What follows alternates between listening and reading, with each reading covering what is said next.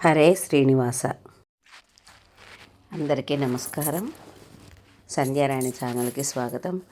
బతుకమ్మ ఉత్సవాల్లో 6వ రోజుకి అలిగిన బతుకమ్మ అని పేరు. అలిగిన బతుకమ్మ కథ ఏమిటో తెలుసుకుందాము. ఒక ఊరిలో స్త్రీలు ప్రతి సంవత్సరం బతుకమ్మ పండుగను ఎంతో భక్తితో చేసేవారు. కానీ ఒకసారి ఒక అమ్మాయి తన కోపంతో బతుకమ్మ నలిగి పక్కన పెట్టింది. నన్ను ఎవరూ పట్టించుకోవడం లేదు అని అనుకొని ఆ బతుకమ్మను పూజలో కలపలేదు.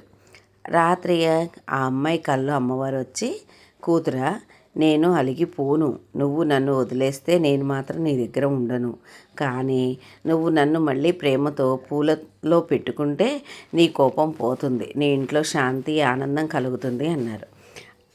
ఆ కల విని అమ్మాయి ఉదయమే లేచి బతుకమ్మ క్షమాపణ చెప్పి పూలతో మళ్ళీ అలంకరించి అమ్మ నన్ను క్షమించని ప్రార్థించింది. అలా అలిగిన బతుకమ్మను కూడా పూజలో కలపడం ఆచారంగా మారింది.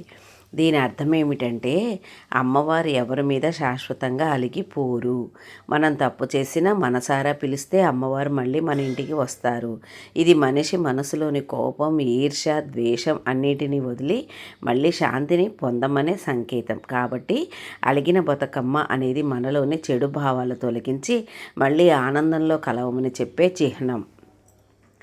అలిగి అలిగి బతుకమ్మ ఉయ్యాలో, అమ్మను వదలవే ఉయ్యాలో, పూలలో పూసి ఉయ్యాలో, పసిడి నవ్వు ఉయ్యాలో, పల్లెలో పంచే ఉయ్యాలో, పుణ్య బతుకమ్మ ఉయ్యాలో, కోపము పోయే ఉయ్యాలో, మనసులో వెలుగు నింపే ఉయ్యాలో, కలిసి పాటలు పాడే ఉయ్యాలో, సవ్వడి తోటలో ఉయ్యాలో, కలకాలం ఉండవే తల్లి బతుకమ్మ, బతుకమ్మ బతుకమ్మ ఉయ్యాలో, బతుకమ్మ బతుకమ్మ ఉయ్యాలో.